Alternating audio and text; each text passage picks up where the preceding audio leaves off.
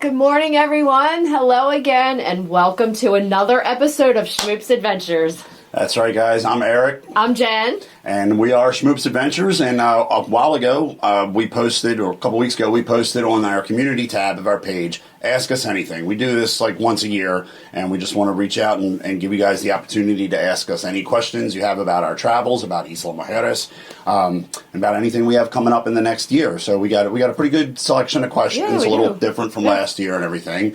So we're going to go ahead and dive right into it, and we're going to start with our patrons. Our patrons are very important to us. We have a Patreon page, so we also posted the questions to them. And our longtime favorite patron, Beth. Beth, my girl. Hey, Beth. How you doing? So she says, I have questions. Would you ever think about moving to Isla? Retire there? Yep. As for the Windstar cruise, what do you like the most and dislike the most? And also, she just ordered a tank top from us. So she can look cute like Jen, she says. You got to get one of these. Look at the rash guard. Look. Yeah. Jen's got a cool rash guard. I think we got that one custom. That's not on the store yet, but the T-shirts. If you want this, we can get this for you. Yes. So, so the question, would we think about moving to Isla? Absolutely. Oh, yes. We've absolutely thought about moving to Isla. We have a lot of friends, locals and expats that live there. Mm-hmm. And there's a couple different ways to move to Isla. If you want to buy a property, it's impossible as a foreigner to buy a property in Mexico within 50 kilometers of a shoreline or a border. And Isla Mujeres, being as small as it is, there is no land 50 kilometers from shore. So you're not allowed by the Mexican government as a foreigner, no matter how much money you have, to own that property. So there's other ways you can do it. You can do it through a Fideicomiso trust, where the bank owns the property and you're on the trust. Kind of sketchy about that. I don't trust that situation. You can be in a co-op, or you can have an LLC, but then there's tax disadvantages. So there's ways to do it, but I think for us, having probably a long-term rental, yeah, and having local income from rental properties in the States, where it's a little more secure, and then long term. So definitely, we would retire there. That's the plan. The Windstar cruise, most likes and dislike. What I like about it the most is the boutique cruise line. It gets into little protocols that the large cruise ships don't get into, and it stays there longer. So most of these big giant cruise ships, you get there at 10 in the morning or whatever, and you got to be back on the boat by 4 p.m. The Windstar, you wake up in port, and they're there until dark, at sometimes 10 o'clock at night. I think for the Super Bowl, we stayed in port in Curacao until after midnight. Well, it was Carnival also, so we just, since the Ravens weren't playing, we really didn't care. We just sat on the bow and watched the Carnival from the ship. Yeah, so what did, the parade. As far as dislikes, I don't know. What's your favorite? What do you like and dislike about Windstar? I honestly, I don't have any dislikes, but what I love that they are so centered around destination and culture, and of course, me being a foodie, the food. They are credited by the James Beard Foundation, and the food is spectacular. And if you guys are foodies, do the galley tour and wine tasting. It's pretty cool. Yes. All right. So the next question.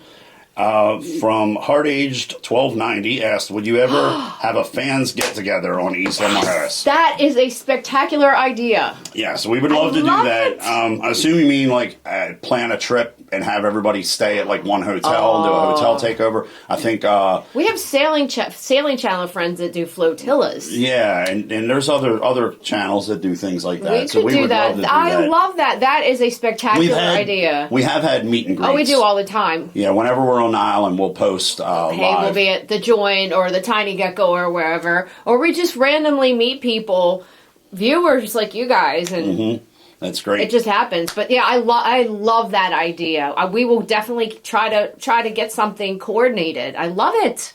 Great question. All right, and the next question Best hotel. Best hotel on Isla from Midlanta 5 channel. So it depends on what your metric is, right? What is the best hotel in our opinion?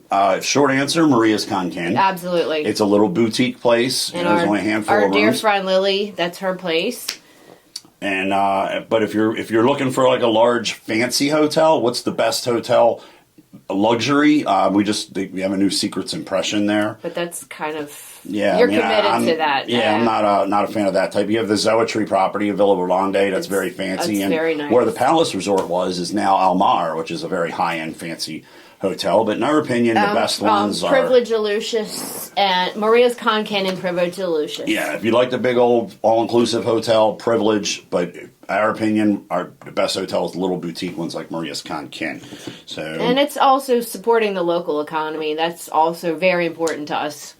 So KC Investing asks, Isla, end of February 25 and September of 25 for us. Tiny Gecko for drinks. If you two are there then, we probably will be there in September. Yes, September more than likely. February we will be on the WinStar, so stay tuned for that. But September, yeah, we'll meet you for some margaritas and Herradura Ultra Añejo shots. Yeah, I think we're going to go September probably for the Mexican Independence Day and our anniversary. Okay, so SS Steel 795 is a bet with his wife. How many times are you planning to go to Isla Mujeres in 2025? My wife and I have a little wager going. I'm saying 9 times. She's thinking only 7. Well, I think she won this one. She won. It's going to be less than 7. Probably 1 time. I mean, at the most we've gone is 3 times in 1 year for like 2 weeks at a time. But every time we go, every trip gets longer. This past July, August, we were there for about almost 3 weeks. Right.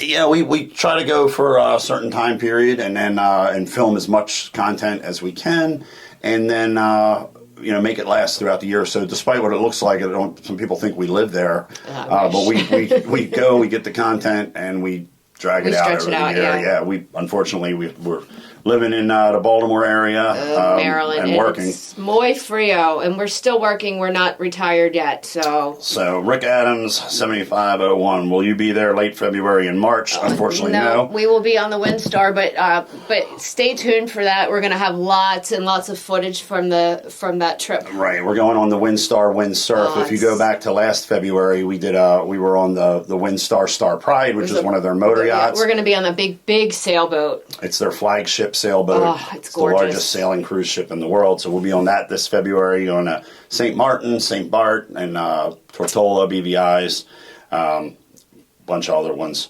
So next question is from Zeke Jones. Where does Jen buy her bikinis?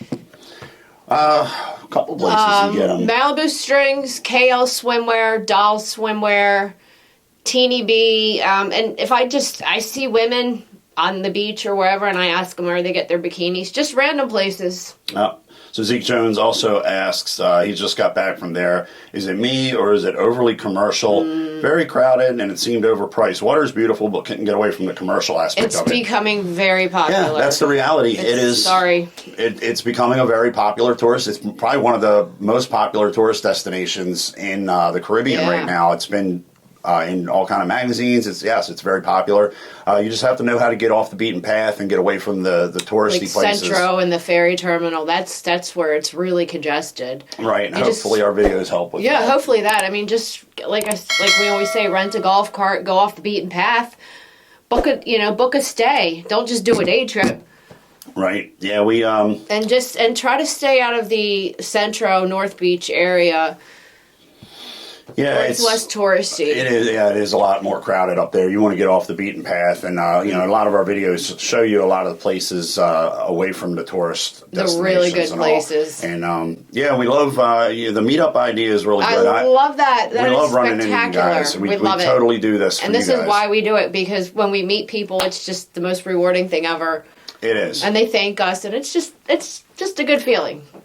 It is, and we're not doing this for the money, because between what we make on Patreon, I'll put a link to our Patreon page. Our patrons get early access to everything. We give them discounts on merchandise, real time updates, everything, bloopers. And the Patreon helps as much as the AdSense. Yes, and we appreciate you guys so much. Yeah, we're really doing it for you guys because, like I said, we're not making enough money to cover the cost of these trips. So, if you ever see us in the wild, please approach us and say hi. Come have a cerveza or a shot with us. Yeah. So guys, thanks for the questions. Thank you so much. We will see you in the next episode.